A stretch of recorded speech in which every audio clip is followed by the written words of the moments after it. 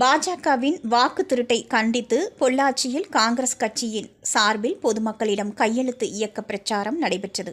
மோடி அரசு தேர்தல் ஆணையம் இணைந்து வாக்கு திருட்டில் ஈடுபடுவதாக கூறி மத்திய அரசு மற்றும் தேர்தல் ஆணையத்தை கண்டித்து காங்கிரஸ் கட்சி சார்பில் பொதுமக்களிடம் கையெழுத்து இயக்கம் நடைபெற்று வருகிறது. இதன் ஒரு பகுதியாக கோவை தெற்கு மாவட்ட காங்கிரஸ் கமிட்டி சார்பில் மாவட்ட தலைவர் சக்திவேல் தலைமையில் பொள்ளாச்சி மத்திய பேருந்து நிலையம் மற்றும் பொதுமக்கள் அதிகமாக கூடும் இடங்களில் காங்கிரஸ் கட்சியினர் மத்திய அரசு தேர்தல் ஆணையம் இணைந்து வாக்குகளை திருடி வருவதாக பிரச்சாரத்தில் ஈடுபட்டு பொதுமக்களிடம் கையெழுத்து பெறும் இயக்கம் நடைபெற்றது. மோடி அரசு போலியான வாக்காளர்களை இணைத்து வாக்குகளை திருடி வருவதாகவும் இதற்கு தேர்தல் கமிஷன் துணை போவதாகவும் கோவை மாவட்டத்தில் ஒரு மாதத்தில் 1 லட்சம் பொதுமக்களிடம் கையெழுத்து பெற்று டெல்லி தேர்தல் கமிஷனுக்கு அனுப்ப உள்ளதாகவும் பொதுமக்கள் ஆர்வத்துடன் கையெழுத்திட்டு வருவதாகவும், எனவே மோடி அரசு உடனடியாக ராஜினாமா செய்ய வேண்டும் என மாவட்ட தலைவர் சக்திவேல் தெரிவித்தார்.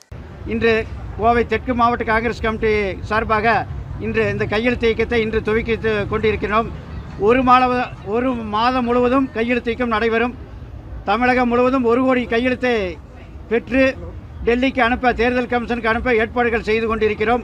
அது கோவை தெற்கு மாவட்ட காங்கிரஸ் கமிட்டி சார்பாக 1 லட்சம் கையெழுத்து இயக்கத்தை கொடுக்க நாங்கள் தயாராக இருக்கிறோம். 1 மாதத்திலே இன்று முதல் 1 மாதம் வரை கையெழுத்து இயக்கம் தொடர்ந்து நடைபெறும். மோடி அரசாங்கமும் இன்று இந்திய தேர்தல் ஆணையமும் இணைந்து நடத்தும் ஓட்டு திருட்டை கண்டித்து இந்திய தேசிய காங்கிரசின் சார்பாக இன்று நடைபெற்றுக் கொண்டிருக்கும் கையெழுத்து இயக்கத்தை பொதுமக்கள் ஆதரித்துக் கொண்டும்